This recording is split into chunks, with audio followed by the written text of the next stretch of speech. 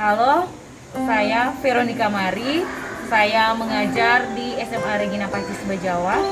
Saat ini saya sedang mengikuti PPG Angkatan 4 di Universitas Khairun Ternate.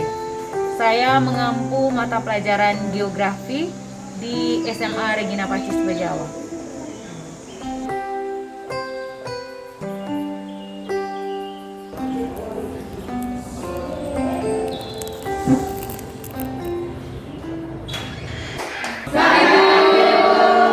Baik, sebelum kita memulai pembelajaran, Ibu minta kepada Yuni untuk memimpin kita dalam doa.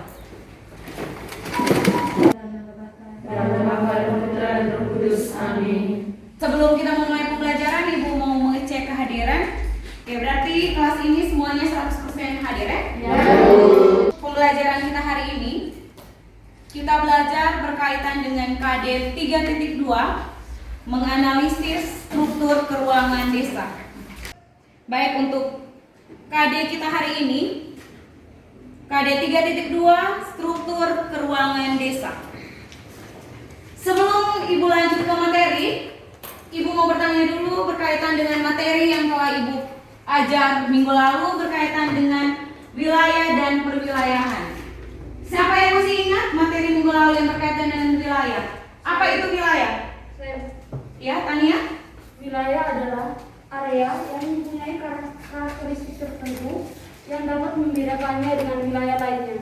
Oke, jadi wilayah itu adalah karakteristik dari wilayah yang membedakan dengan wilayah yang ada di tempat yang lain. Jadi pada hari ini kita akan belajar tentang desa yang berkaitan dengan materi yang minggu lalu itu, yaitu tentang wilayah. Oke, perhatikan. Jadi pendidikan itu adalah senjata paling mematikan di dunia. Karena dengan pendidikan Anda dapat mengubah dunia. Jadi di sini Ibu mau menekankan kepada adik-adik bahwa pendidikan itu sangat penting. Ibu harapkan semua adik-adik bisa mencatat. Untuk KD 3.2,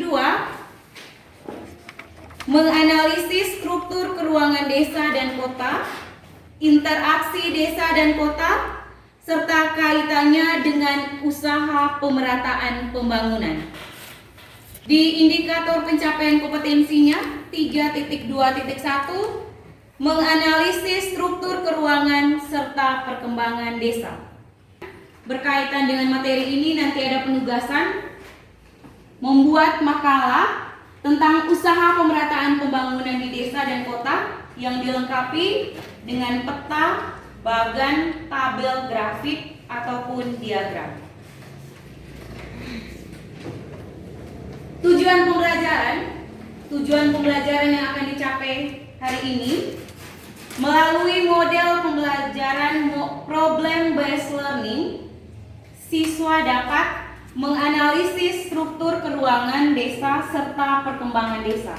Jadi, untuk model pembelajaran yang Ibu gunakan dalam pembelajaran hari ini yaitu model pembelajaran problem based learning. Jadi di sini Ibu memberikan suatu masalah berupa masalah yang ada di gambar. Nanti adik-adik mengamati gambar tersebut, kemudian menganalisis, dan adik-adik sendiri yang akan memecahkan masalah tersebut. Bisa mengerti? Bisa, Bu. Bisa? Bisa. Untuk kegiatan intinya, jadi ini Ibu akan menampilkan gambar. Di situ Ibu tampilkan gambar, ada 2 gambar, yaitu gambar desa. Silakan adik-adik mengamati 2 gambar tersebut yang ada di PowerPoint. Semuanya jelas? Gambarnya jelas? Jelas, Bu. Oke, silakan mengamati 2 gambar tersebut.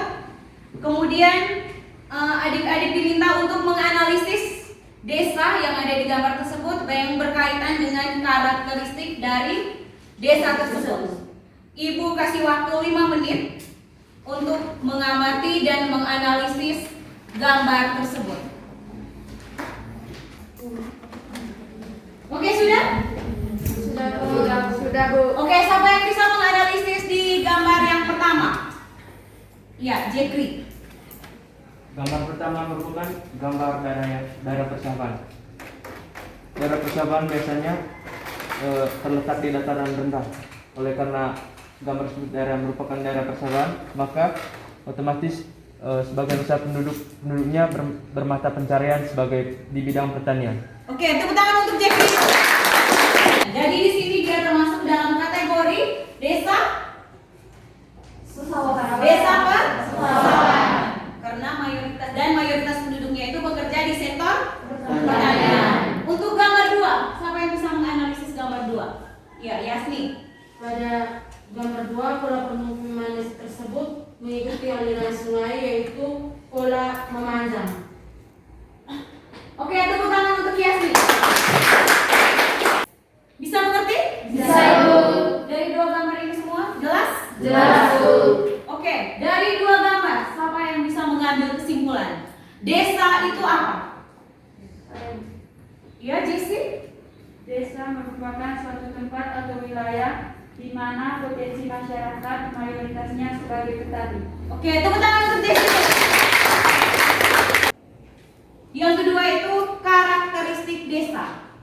Karakteristik desa dibagi menjadi 2. Ada karakteristik fisik dan karakteristik non fisik. Yang berikutnya ada unsur pembentuk desa. Ada 3 unsur pembentuk desa. Yang pertama itu ada Wilayah. terus wilayah atau daerah. Terus yang kedua ada Penduduk. Jadi tidak bisa dikatakan suatu desa kalau di wilayah tersebut tidak memiliki Penduduk. Terus yang ketiga itu adalah tata kehidupan atau lembaga kemasyarakatan yang mengatur seluruh masyarakat yang ada di desa tersebut. Yang berikutnya kita lihat klasifikasi desa. Jadi klasifikasi desa itu dibagi menjadi 2. Ada desa menurut aktivitasnya dan menurut tingkat perkembangannya. Sampai di sini ada pertanyaan? Tidak. Masih semangat? Masih. Oke, lanjut. Yang berikutnya ke pola pemukiman desa. Kalau pola pemukiman menyebar, yaitu pola pemukiman masyarakat itu di daerah dataran rendah. Terus yang berikut pola pemukiman memanjang, yaitu pola pemukiman penduduk itu ada yang di aliran sungai, jalan raya, dan rel kereta api. Terus yang ketiga itu ada pola pemukiman mengelompok atau terpusat. Jadi pola pemukiman mengelompok atau terpusat ini biasanya itu terdapat pada daerah dataran tinggi atau di daerah pegunungan. Ibu akan membagikan LKPD. Jadi tolong semua siswa aktif dan soal-soal diskusi semua sudah ada di dalam LKPD. Silahkan membaca petunjuk yang ada di LKPD, kemudian kerjakan soal berdasarkan petunjuk dan pertanyaan yang ada di LKPD ini. Bisa mengerti? Bisa, Bu.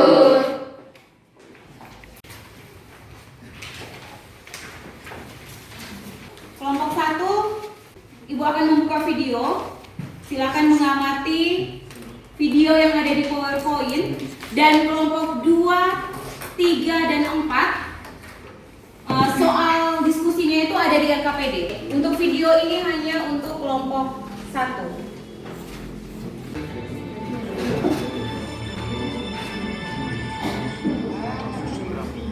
Memanjang bak kapal di ujung tepi.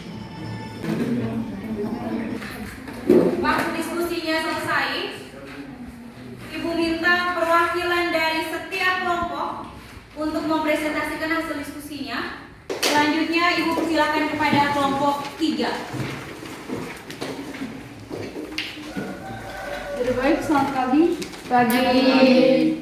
Terima kasih atas waktu dan tempat yang diberikan. Pada kesempatan ini saya akan mempresentasikan hasil diskusi kelompok kami, yaitu mengenai fungsi desa berdasarkan gambar. Di sini terdapat 2 gambar. Pada gambar pertama terdapat bahwa warga sedang mencari pekerjaan.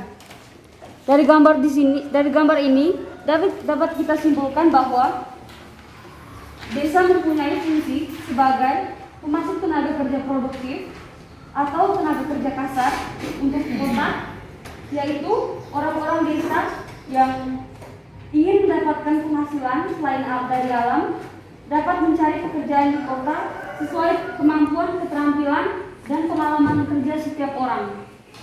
Pada gambar kedua, terdapat ikan yang sudah ditangkap oleh para nelayan di desa, dan ikan ini akan dikirim ke kota, akan didistribusi ke kota untuk dijual atau dikelola menjadi makanan-makanan instan atau makanan siap jadi.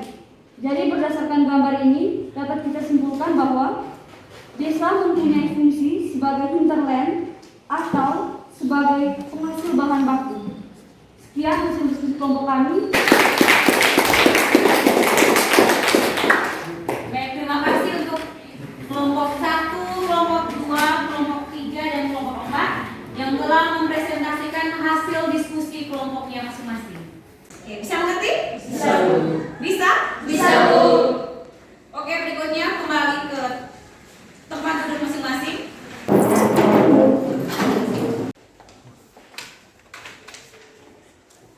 Oke, silakan bekerja. Waktunya 10 menit.